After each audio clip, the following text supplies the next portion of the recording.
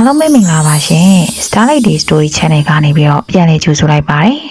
ဒီတကပြောပြပေးခြင်းနဲ့ပုံမြင်လေးကတော့မတော်တဆဖြစ်ရတစ်ခုကနေပြီးတော့သစ္စာဖောက်ပြန်မှုတွေစီ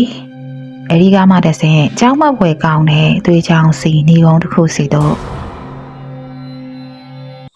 ဟိုးရှိတော့ကရွာလေးတရွာမှာကိုကျော်စွာနဲ့မန်နှင်းစီဆိုတဲ့လင်မယားနှစ်ယောက်ရှိခဲ့ပါတယ်သူတို့မှာအီလို့ခေါ်တဲ့ချစ်စရာကောင်းတဲ့သမီးလေးတစ်ယောက်လည်းရှိတာပေါ့ကိုကျော်စွာကယူသားကြိုးစားတဲ့ပတိကုန်းကုံတဲ့တူပါဒီနေ့မှာတော့ကိုကျော်စွာကခီးဝေးထွက်ဖို့အတွက်ပြင်ဆင်ခဲ့ပါတယ်နင်းစီမိမဒီတစ်ခေါက်တော့ကုံတွေရမှာကတောတောင်တွေနဲ့အရန်ဝေးတယ်ကွနင်းနဲ့ချီပြီးတော့ကြာချင်းကြာသွားနိုင်တယ်အိမ်မှာသမီးလေးကိုတေချာဂရုစိုက်ပြီးတော့မင်းလည်းကြမ်းကြမ်းမနေရမယ်နော်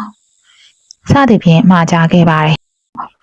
ဒီလိုနဲ့ယောက်ျားဖြစ်သူကိုကျော်စွာကခရီးအတော်အတန့်ကြအောင်ထွက်သွားပြီးတဲ့နောက်မှာတော့မန်နင်းစီတို့အိမ်မှာထင်းတွေကကုန်းသွားခဲ့ပါတယ်ဒါနဲ့တနေ့မှာတော့အိမ်ကြီးချင်းတယောက်ကဟဲ့မန်နင်းစီငါတို့တောထဲကိုထင်းခွေသွားအောင်မလို့နင်းလိုက်အောင်မလားမန်နင်းစီကလည်းသမီးလေးအီကိုခေါ်ပြီးတော့တောထဲကိုထွက်သွားခဲ့ပါတယ်တောထဲရောက်တော့မန်နင်းစီကသမီးလေးကိုသမီးမြင်လေးတွေရှာပြီးတော့ထင်းစာလေးတွေပဲကောက်ထားနော်မိမိဟိုးဘက်ကတစ်ပင်ကြီးစီကိုသွားခေါ်အောင်မယ်ပြောပြီးတော့သမီးလေးစီကနေထွက်သွားခဲ့ပါတယ်မန်နင်းစီကတစ်ပင်ကြီးတစ်ပင်ကိုအားကုန်လွှဲပြီးတော့ခုတ်လိုက်တဲ့အချိန်မှာပဲကျေလောင်စွာအတန်နဲ့အတူပစိန်လက်ကင်ရိုးကကျွတ်ထွက်သွားပြီးတော့နှဆိုင်လာတဲ့မြေချင်းကြီးတစ်ခုတည်းကိုကျသွားပါလေရောအိုးဒုက္ခပါပဲပစိန်မရှိငါဘလို့ထင်းခွေရတော့မှလဲဒီတွင်းကလည်းမှောင်းနေတာပဲမန်နင်းစီကစိတ်ပြက်လက်ပြက်နဲ့တွင်းဝမှာငုံကြည့်နေတော့မှတွင်းထဲကနေပြီးတော့ကြီးမားတဲ့ငွေကြီးတစ်ကောင်ကတဖြည်းဖြည်းချင်းခေါင်းထောင်ထပ်ပေါ်လာခဲ့ပါတယ်ဒီလိုနဲ့မန်နင်းစီလည်းငွေကြီးကိုမြင်တော့အကြောင်းလန့်တဲ့ကြားနဲ့နောက်ဆုတ်လိုက်ပေမဲ့ငွေကြီးကလူစကားနဲ့မန်နင်းစီကိုလှမ်းပြောခဲ့ပါတယ်မန်နင်းစီမင်းရဲ့ကြသွားတဲ့ပစိန်ကိုငါဆယ်ပေးနိုင်တယ်ဒါပေမဲ့မင်းငါကိုမင်းရဲ့လင်းယောက်ျားအဖြစ်လက်ခံရမယ်အဲဒီကတိကိုဒီမှမင်းရဲ့ပစိန်ကိုငါပြန်ပေးမယ်မန်နင်းစီကအဲ့ဒီစကားကိုကြားလိုက်ရတော့အရန်ပဲကြောက်ရွံ့သွားခဲ့ပါတယ်ဒါပေမဲ့ပစိန်မပိုင်အိမ်ပြန်ဖို့အရန်ကိုခက်ခဲတာကြောင့်ကောင်းပြီလေငါရဲ့ပစိန်ကိုသာအရင်မင်းထုတ်ပေးပါငါမင်းကိုလင်းယောက်ျားအဖြစ်လက်ခံပါမယ်မန်နင်းစီလည်းပစိန်ရရေးအတွက်ပဲဘာမှမစင်စားမစင်ကျင်ပြီးနဲ့ဂရီပေးလိုက်ပါတယ်ငွေကြီးကချက်ချင်းပဲပစိန်ကိုဆယ်ပေးလိုက်တာနဲ့မန်နင်းစီဟာသမီးကိုဆွဲခေါ်ပြီးတော့အိမ်ကိုအမြန်ဆုံးပြန်ပြေးရပါတော့တယ်မန်နင်းစီလည်းအိမ်ပြန်ရောက်တဲ့အခါမှာတော့စိတ်မချမ်းမြေ့နိုင်ဖြစ်နေရပါတယ်ညနေရောက်တော့သူမကသမီးလေးအီကိုခေါ်ပြီးတော့သမီးတော်ရဲကအမွေကြီးစီသွားပြီးတော့မိမိခေါ်နေရလို့သွားပြောချင်ပေးထားတဲ့ဂရီကိုဖြတ်ရင်ငါတို့ဒုက္ခရောက်ကုန်လိမ့်မယ်စစီဖြင့်စဉ်းစားပြီးတော့သမီးကိုခိုင်းလိုက်ပါတယ်အီလေးကလည်းငွေကြီးကိုကြောက်ရွံ့တော့ငိုယူနေခဲ့ပေမဲ့မိရင်ဖြစ်သူကအတင်းလွှတ်ထားကြောင်းတော်ဆက်ကိုသွားပြီးတော့ဦးငွေကြီးရေအမေမန်နင်းစီကအိမ်ကိုလိုက်ခဲ့ပါအောင်နဲ့သမီးကိုလာခေါ်ခိုင်းလို့ငွေကြီးဟာဒါနဲ့ပဲအီရဲ့နောက်ကနေပြီးတော့တရွတ်တိုင်လိုက်ပါလာပြီးတော့အိမ်မော်ထိတက်လာပါတော့တယ်ဒီလိုနဲ့ညတိုင်းပဲကိုကျော်စွာမရှိတဲ့အိယာထဲမှာမန်နင်းစီနဲ့မွေကြီးတို့ဟာအတူတူအိပ်ဆက်ကြပါတယ်ဒီလိုနဲ့လားနဲ့ချီကြာလာတဲ့အခါမှာတော့မန်နင်းစီဟာငွေကြီးနဲ့ရတဲ့ကိုဝင်ရှိလာခဲ့ပါတော့တယ်အချိန်ကြာနှောင်းသွားပြီဖြစ်တဲ့အတွက်ကိုကျော်စွာကလည်းခရီးကပြန်ရောက်လာတဲ့အခါအိမ်မှာထူးဆန်းတဲ့အငွေးအသက်တစ်ခုကိုချက်ချင်းပဲခံစားရပါတော့တယ်ဇနီးဖြစ်သူမန်နင်းစီရဲ့ဘိုက်ကလည်းစူထွက်နေတာကိုမြင်တော့ဟမ်မန်နင်းစီငါမရှိတော့မင်းဘိုက်ကဘာလို့ဒီလောက်ကြီးနေရတာလဲဒေါသတကြီးနဲ့မေးခဲ့ပါတယ်မန်နင်းစီကလည်းအိုးရှင်ကလည်းကျမလေထိုးလေအောင်ယောဂဖြစ်နေလို့ဘိုက်ကဖောနေတာပါမန်နင်းစီကလိန်ပြောခဲ့ပါတယ်ဒါပေမဲ့ကိုကျော်စွာကမယုံခဲ့ပါဘူးသူကသမီးလေးအီကိုတိတ်တိတ်လေးခေါ်မိခဲ့ပါတယ်သမီးအီသမီးအဖေမရှိတော့ဘာတွေဖြစ်ခဲ့လဲအဖေကိုမှန်တိုင်းပြောပြပါလားဒီလိုနဲ့အီကကြောက်ကြောက်နေပဲ အကုန်လုံးစုံကိုပြောပြခဲ့ပါတယ်အဖေအမေကတော်တွေကမွေကြီးနဲ့ဖောက်ပြန်နေတာညာတိုင်းအဲ့ဒီမွေကြီးကအိမ်မော်တက်လာတယ်ပြီးတော့အမေနဲ့လည်းတညာလုံးအတူတူအိတ်တယ်အဲ့ဒီအကြောင်းကိုသိရတော့ကိုကျော်စွာက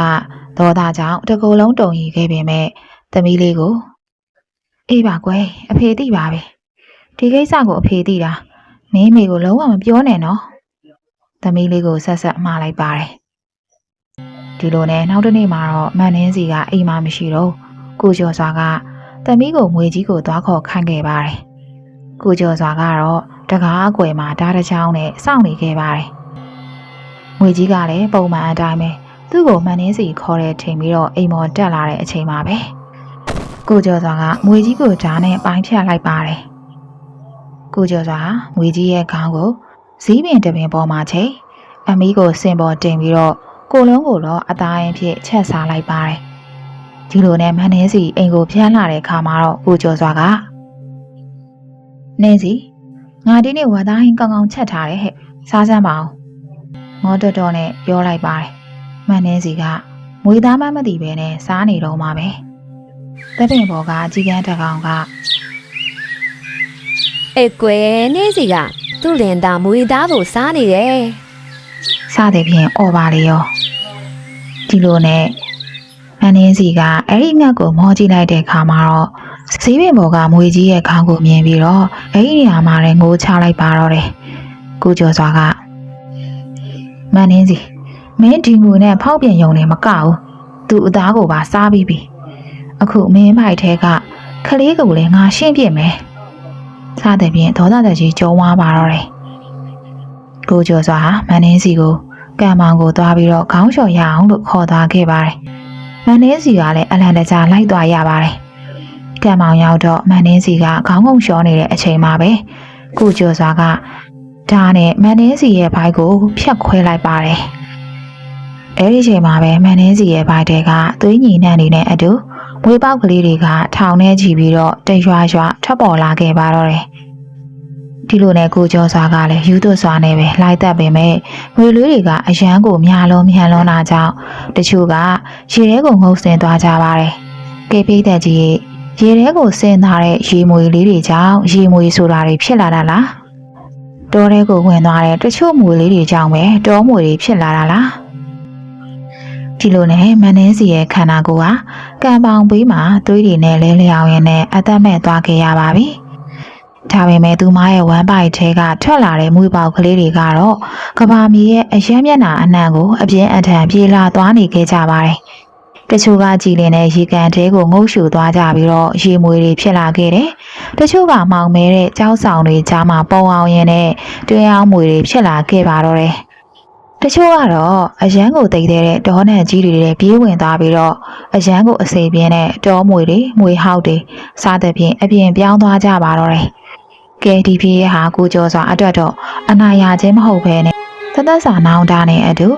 ယူသွချင်းကိုသာလက်ဆောင်ပေးခဲ့ပါတယ်